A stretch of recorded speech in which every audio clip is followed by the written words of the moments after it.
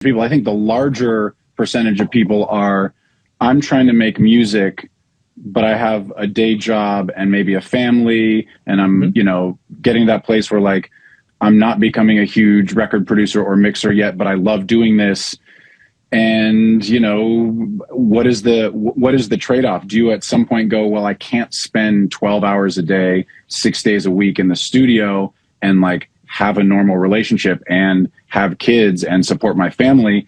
And what do I do? And, you know, who's encouraging me, who's discouraging me?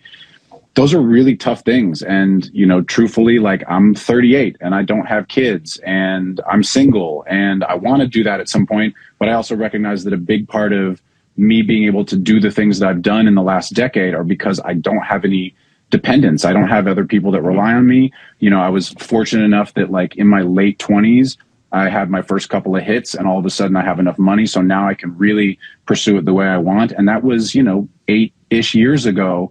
And, you know, what does that next phase of my life look like?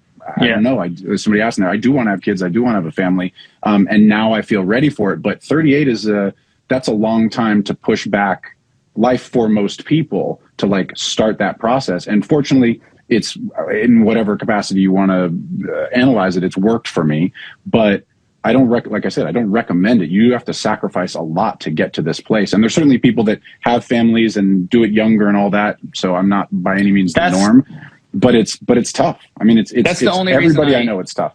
That's the only reason I brought up that point of view is that followed your bringing up the wanting to be a high performer and like this is the only thing that matters kind of thing where you're going to sacrifice so much for this, right? I don't think if you're a hobbyist and you have a day job and you love making music and you also have a family and you know your significant other, your partner brings in a lion's share of the income and this is a different thing, then I'm not talking to that human. I guess I'm talking about the person that wants to sacrifice all. I'm talking to you at 24. It's like, well, when you get to 34 and you don't have your One Direction success and nothing has shifted, where is your brain at 34 versus 24 before you had that? And dependent on that, you know, these markers, these achievements that along the way you're celebrating, they confirm positive growth and upward trajectory. You know, and what that does to the mind, will affect the next step. Let me interject something because you made a point that you know, okay, so I was probably, I'm just kind of like say it all out loud. I think it was 2012 was when the Andy Grammer song "Fine by Me" came out, which I co-wrote with him. Produced, mixed, I played everything on it. It became a hot AC, like top 10. It did decently well. It was a platinum record here. That was like my first hit. And then within 6 months or so, I did a One Direction song that became a hit. So I was around 2012, 2013. But the decade before that, even though I had not done anything that had made me a ton of money, I had recorded local bands in high school that got record deals, and I worked for a big producer, Eric Valentine, who wasn't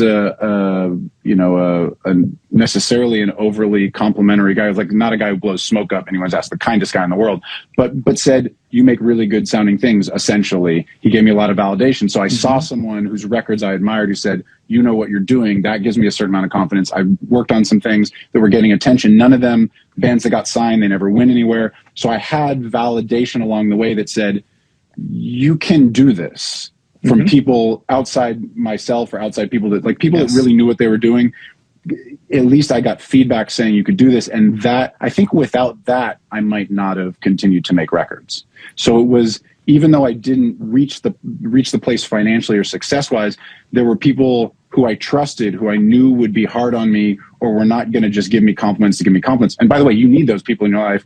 The other side, which are people who just tell you everything you do is great. You want to be able to play your songs for people and they just go, I love it, because that's a really important thing. But you also need people to go, this is the best thing you've done and here's why it's better than these things. And people who really know what they're doing. And so even though I had not had the career success by a lot of measures, no chart success, no big credits as a producer or mixer or writer or any of that, I was getting feedback that said, it's just a matter of if you want this enough and continue on. And, you know, I had a band that, this band Streets Nowhere, my friend Dave Smallin, who I went to high school with, we made an album in my late teens that I think, you know, he got offers from Capitol Records and Columbia Records and Roadrunner Records around when I was like 21-ish. And that could have, it ended up getting signed, but the band fell apart because the label fell apart because major labels and whatever. But I could have had big success then. And that record came out the way I made it, and I mixed it and I produced it and I helped finish a couple of songs as a writer. And so that, it was still 9 years from then to when I had my first like real success. But the fact that there were things kind of like poking their head out was a really important thing. And I think without that, I don't know that at 25, when I had no money, I would have been like, no, I can do this. And I love this. Cause I'd already spent time in real studios. So even though I had not made it yet, that kind of feedback is really important. I know you mentioned something about that. It made me think about that. I really did have the confidence, the non-delusional confidence that I knew what I was doing. Yeah. You have to have some sort of reward system going on, some sort of recognizing that you're moving. It could be slowly, but slowly upwards, forwards. It could be monetary. It could be, you know, more records out than the previous year. It could be more people connecting and complimenting your work. It could be more people engaging and telling you it's not very good, but you're onto something. Like, it doesn't have to be only positive feedback. Just some sort of constructive feedback. And if you're, you know, as I get older and I, you know, listen to elders speak more and you know, read more, you know, connection seems to be one of the most valuable and important things in our lives. And if the reason I brought it up was that if you find yourself isolated because people don't understand you, quote unquote, you know, is that whether it's musically or, you know, psychologically, relationally, you're losing people that were close to you because of something, then it might be worth investigating what that is all I'm saying. And your value to connect with other people could be used elsewhere. And if we're not, I'm glad that last part came up, because if you're not recognizing these successes and other people aren't, then it's time to maybe take stock, and it's up to you to determine when that is. Thanks for watching. Just a reminder, all of this content is free. There's no secret knowledge here. We don't have sponsors. We don't run ads. We don't have a Patreon. All that we ask in return is that you share it with somebody. Thanks.